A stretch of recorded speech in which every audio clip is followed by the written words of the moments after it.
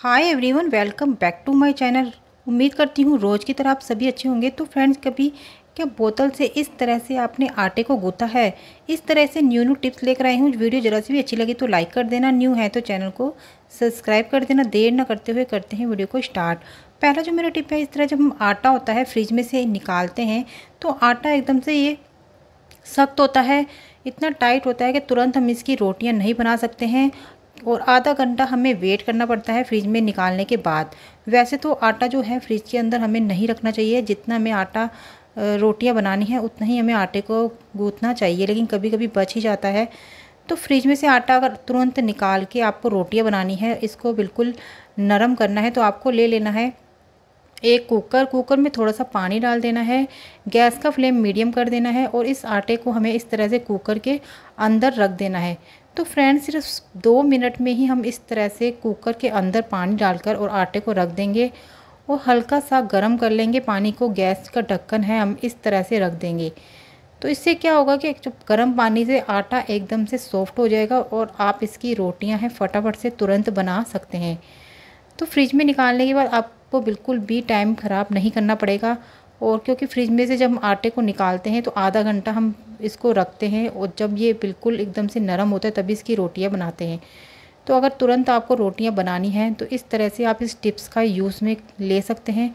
तो सिर्फ 2 मिनट ही मैंने इस तरह से गैस पर ऑन करके और इस तरह से इसको रख दिया था। पानी गर्म हो गया था और उसके बाद गैस को ऑफ़ कर दिया था। तो सिर्फ 5 मिनट में ही इस तरह से फ्रेंड्स देख सकते हैं आटा जो है एकदम से नरम हो चुका है। अब जब हम इसकी रोटियां बनाएंगे तो एकदम से नरम नरम बनेगी और जो आटा इतना सख्त था जो फ्रिज में से निकाला था वो आटा एकदम से नरम हो गया है। तो फ्रेंड्स, इस तरह से ये टिप्स अपनाकर फटाफट से आप रोटियां बना सकते हैं। और जब भी आप फ्रिज में आटा रखें तो उसे वैसे तो हमें पहले ही निकालना पड़ता है, लेकिन तुरंत अगर हम इससे रोटियां बनाते हैं तो आप ये टिप्स अपना सकते हैं। नेक्स्ट जो मेरा टिप है, क्या होता है जो हम कभी कभी क्या होता है अचानक फ्रिज में हम दूध वगैरह रखते हैं तो लाइट चली जाती है और अगर 5-6 घंटे लाइट नहीं आती है तो अंदर दूध पड़ा पड़ा सारा ख़राब हो जाता है फ्रिज के अंदर, क्योंकि उसकी धीरे धीरे कूलिंग ख़त्म होती जाती है फ्रिज की। तो अगर फ्रिज को आप लाइट चली जाए कभी कभी कि दूध के अंदर आपको क्या करना है, एक चीज़ ऐसी रख देनी है जिससे दूध 8 घंटे तक बिल्कुल भी ख़राब नहीं होगा। तो फ्रेंड्स, ये दूध था फ्रिज में पड़ा हुआ था, अगर बाय चांस लाइट चली जाती है तो 3-4 घंटे के लिए तो क्या करना है, आपको दूध के अंदर 2 या 3 जो छोटी इलायची होती है वो रख देनी है। छोटी इलायची रखने से ये फ़ायदा होगा, 8 घंटे तक या 10 घंटे तक दूध जो है बिल्कुल भी ख़राब नहीं होगा। और इसकी जो खुशबू होती है इससे क्या होता है, दूध के जो अंदर एकदम से अगर लाइट चली जाती है, दूध अगर बाहर गर्मी ज़्यादा हो, गर्मी या हुम्मस होता है, बाहर पड़ा भी हो तो लाइट चले जाने के कारण भी ख़राब हो सकता है। तो इस तरह से मैंने इसमें 3 इलायची डाल दी है और ढक्कन इसका इस तरह से हम लगा देंगे। अब जो दूध है 8 घंटे तक बिल्कुल भी ख़राब नहीं होगा। आई होप आपको मेरा ये वाला टिप्स भी काफ़ी पसंद आया होगा। नेक्स्ट जो मेरा टिप है कि जिनकी आँखें काफ़ी वीक होती हैं उनको क्या होता है, सुई में धागा डालने की काफ़ी प्रॉब्लम होती है। तो चश्मा जो होता है वो भी डालने के बाद क्या होता है, बारीक से बारीक सुई में धागा नहीं डलता है। तो इसके लिए मैं एक बहुत ही छोटा सा टिप लेकर आई हूँ। जब भी इस तरह से सुई में धागा डालना हो और चश्मा वगैरह भी अगर लगा हो तब भी सुई में धागा न डाल पाएँ, क्योंकि समय हमारा ख़राब होता है अगर सुई में धागा नहीं डलता है। तो इसके लिए आपको लेनी है बिल्कुल थोड़ी सी कोलगेट, और बिल्कुल थोड़ी सी कोलगेट जो है आपको धागे के इस तरह से ऊपर लगा लेनी है। इससे क्या होगा, थोड़ी सी ही मैंने कोलगेट ली है और हल्के सा जो मेरा धागा था उसको पहले मैंने कैंची से कट कर लिया था। कोलगेट को क्या किया है, मैंने हल्की सी सिर्फ 1 बूंद ही कोलगेट ली है। धागे के ऊपर लगाने से धागा एकदम से सीधा हो जाएगा। और फ्रेंड्स देखिए, कोलगेट मैंने इस तरह से लगा दी है और धागा सीधा हो गया है। सिर्फ एक बार में ही इस तरह से आप सुई में धागा डाल सकते हैं, बिल्कुल भी आपका समय जो है ख़राब नहीं होगा। क्योंकि सुई में जो धागा हम डालते हैं हमें कोई भी सिलाई वगैरह करनी पड़ती है, अगर धागा नहीं डलेगा तो काफ़ी हमारा समय भी ख़राब होगा। तो फ्रेंड्स, इस तरह से ये छोटा सा टिप अपनाकर इस तरह से आप सुई में धागा कोलगेट की बूंद की मदद से डाल सकते हैं। नेक्स्ट वाला जो मेरा टिप है, हमें ले लेना है एक गिलास कप ले लेना है। कप कांच का ही होना चाहिए। इस कप में हमें थोड़े से डाल देने हैं चावल, बिल्कुल थोड़े से चावल, और थोड़े से हमने डाल दी है लौंग। और चावल और लौंग डालने के बाद हमने इसके अंदर डाल दिया है थोड़ा सा पाउडर। तो फ्रेंड, ये तीनों की जो खुशबू होती है 1 या 2 महीने तक बनी रहती है।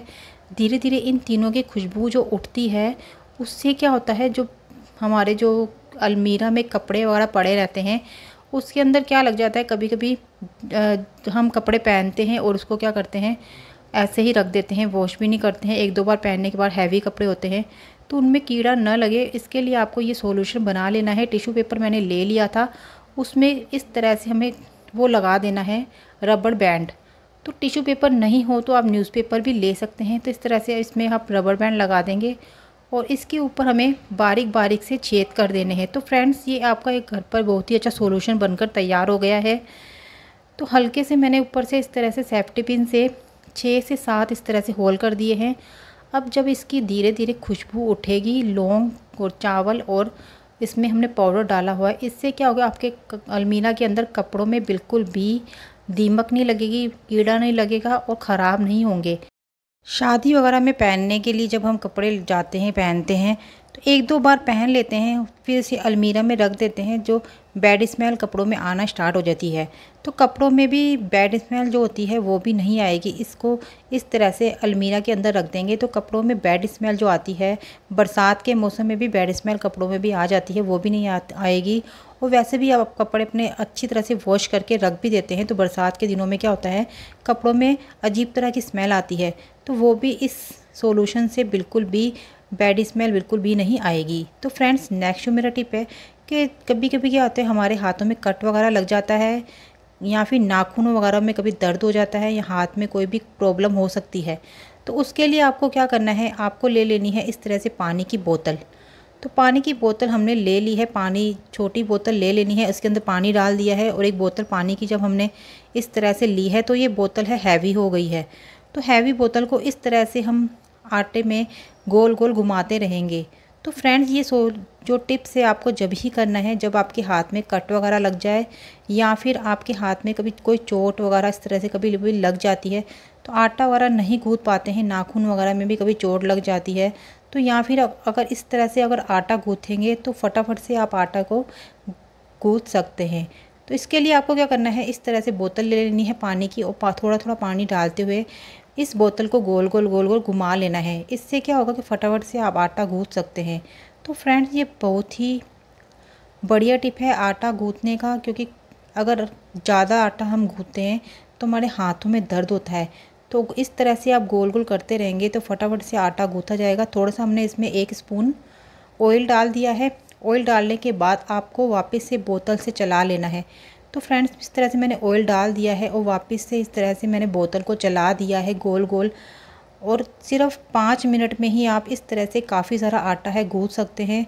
एक बार इस टिप्स को ज़रूर ट्राई करें, उसके बाद मुझे कमेंट बॉक्स में बताएं कि आपको मेरा ये वाला टिप्स कैसा लगा है। तो फ्रेंड्स, ये जो आटा मैंने गूँथा है सिर्फ इस बोतल के ज़रिए ही मैंने इस आटे को गूँथा है।